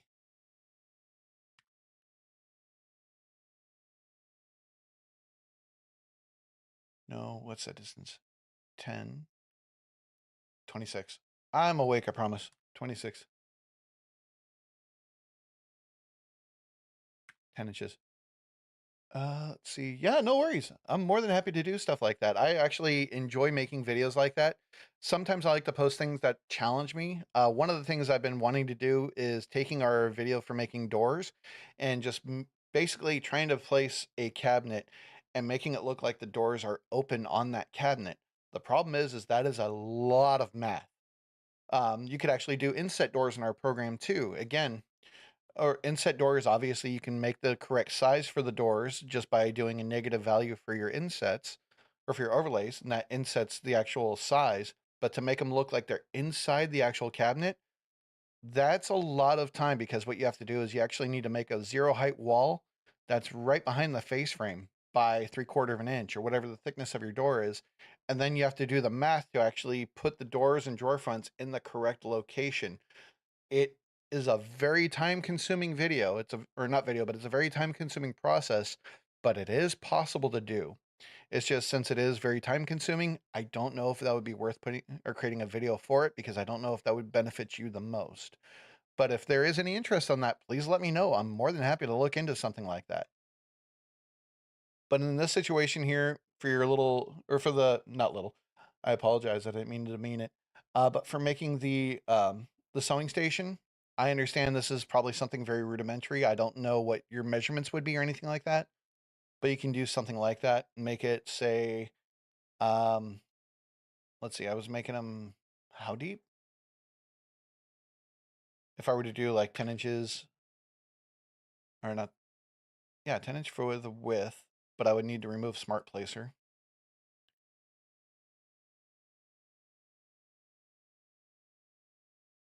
Obviously, that didn't work correctly. Again, remove Smart Placer when you're placing that cabinet. I do from left or from right to be 0, so it places it exactly where I need it to go. I can adjust the depth of this cabinet down, whatever I need it to be. I can smart copy it and place it on the other side. Let's do that as well. And again, 10 inches, remove Smart Placer, so that way I don't have to worry about adjusting the windows and doors. That's the only reason why I'm turning off Smart Placer for this. and then I can place another cabinet up against here. And obviously these would be a lot bigger because that's the way that you would normally make a showing or a sewing station. I don't know why I made them so small. I apologize. But yeah, that's how you would do something like that. Matter of fact, if I wanted to, let's go ahead and adjust these, make them a little bit better here. We're going to make those 24 inches, move the square end. 24, move the square end. And I know this is definitely not the size that you're looking at making it. We can do 24. I hope this is giving you a good idea of what you could actually do with our software. F2, 0. Take this, F2, or remove smart placer, make the width of that 24. F2, 0. And then obviously this would probably be a lot bigger so that we can actually sit underneath it. We can do depth at 24, that's perfect. Place that right where we need it to go in this case. 36 minus 10 on each side. So 16.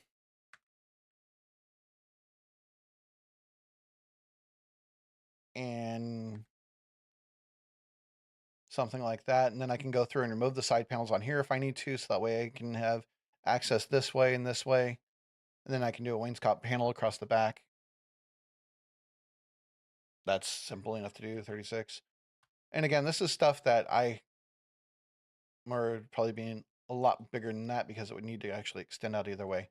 But you get the idea of what I was trying to do here. So that way you can actually place cabinets butted against, or both of them butted against the base here. I could remove the back here if I needed to. I can remove my side panels. If you would like, give me a call Monday or send me an email letting me know that, hey, this is the dimensions I've got. If you can send me a picture of it, I could lay it out something simpler or similar to that for you, or I can actually give you a call and we can go over it together. And I'm more than happy to work with you on building that cabinet with the sewing station on it. That is actually pretty interesting as well. But you can do anything in our software as long as you're able to start from a program or from an actual from a box.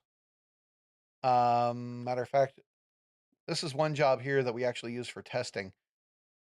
Please keep in mind, it was made by a former tech support person of Cabinet Solutions here. I'll have to actually find it. Do I still have it on here?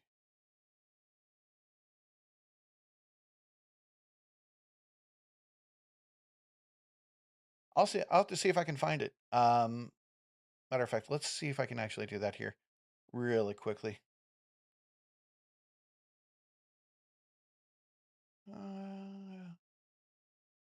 My gosh.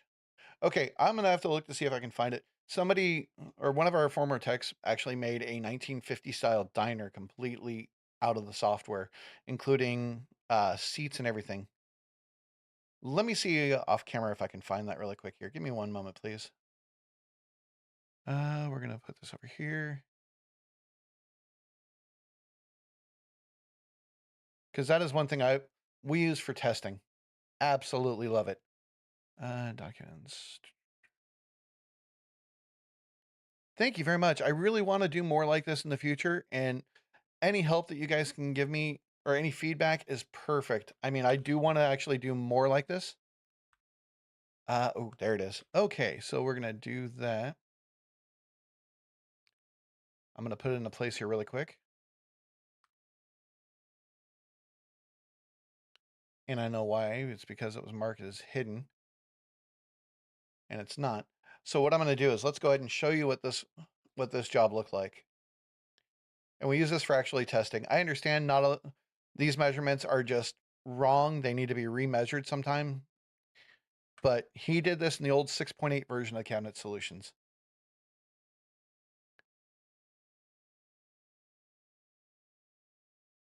And obviously it needs to be redone and revamped for later on.